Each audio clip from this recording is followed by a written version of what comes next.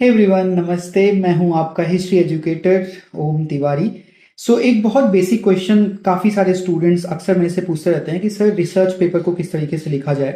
देखो, research paper का format आप सब जानते हैं। आपने रिसर्च पेपर देखा भी होगा, पढ़ा भी होगा। नहीं हो तो academia.edu पे या रिसर्च गेट पे आप कहीं से भी आप रिसर्च पेपर कोई भी आप डाउनलोड कर सकते हो, देख सकते हैं उसका फॉर्मेट क्या होता है। You all know about it. But फिर भी बेसिक क्वेश्चन रह जाता है कि हम अभी आई हैव जस्ट स्टार्टेड, तो हमें किस तरीके से स्टार्ट करना चाहिए, कैसे हमको रिसर्च पेपर एक लिखना चाहिए, मेरी अप्रोच क्या होनी चाहिए। तो देखो, बहुत एक सिंपल सा होता है, बिकॉज आप स्टूडेंट हो, अभी जस्ट स्टार्ट किए हो। तो nobody is kind of expecting कि आपको ऐसे पाथ ब्रेकिंग या ग्राउंड ब्रेकिंग रिसर्च लेके आओगे।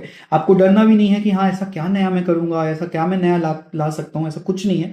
यू जस्ट आप एक थीम पकड़िए और उस थीम के अकॉर्डिंग आप उस थीम के अराउंड आप अपने मन में कम से कम 8 से 10 क्वेश्चंस बनाइए। ठीक है कि आप पेपर पे लिख लीजिए, नॉट मन में, पेपर पे आप लिख लीजिए कि हाँ 8 से 10 क्वेश्चन रिसर्च क्वेश्चन जो है कि हाँ ठीक है उस टॉपिक से रिलेटेड। फॉर एग्जांपल, आप पैंडेमिक पे सपोज आप बना रहे हो कि कॉलोनियल टाइम पीरियड में पैंडेमिक जो होते थे, उस पे आपको एक रिसर्च पेपर लिखना है। ठीक है, तो आपने ये बना लिया कि हाँ ठीक है, कॉलोनियल की मेडिकल प्रैक्टिसेस क्या थी, मेडिसिनल प्रैक्टिसेस क्या थी, कौन कौन से पैंडेमिक आपके हुए, उस समय कॉलोनियल रिस्पांस क्या रहा, इंडियन रिस्पांस क्या रहा, इंडियन क्या इंडिजिनस सिस्टम कुछ था जिसका यूज किया गया उस पैंडेमिक से लड़ने के लिए, वो पैंडेमिक को फैलने के पीछे रीजन क्या रहा होगा, कहां से वो आया होगा, किस वजह से वो बीमारी फैली होगी।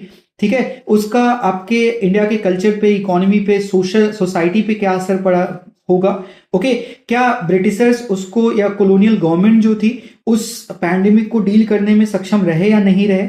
ये सारी चीजें आप ऐसे 8-10 क्वेश्चंस आराम से बना सकते हैं और इसका फिर आप आंसर ढूंढना स्टार्ट करते हैं। मिनिमम 3000 वर्ड का मान लो आप रिसर्च पेपर लिख रहे हैं, तो आप ये ट्राई कीजिए कि आपके पास कम से कम 20 रेफरेंसेस आप बना के रखें। और ये 20 रेफरेंसेस आप फोकस ये कीजिए कि आपको अगर कोई बुक है, फॉर एग्जांपल जैसे मैंने एपिडेमिक के बारे में बात किया, पैंडेमिक के बारे में बात किया, तो इस पे कई लोगों ने काम किया है।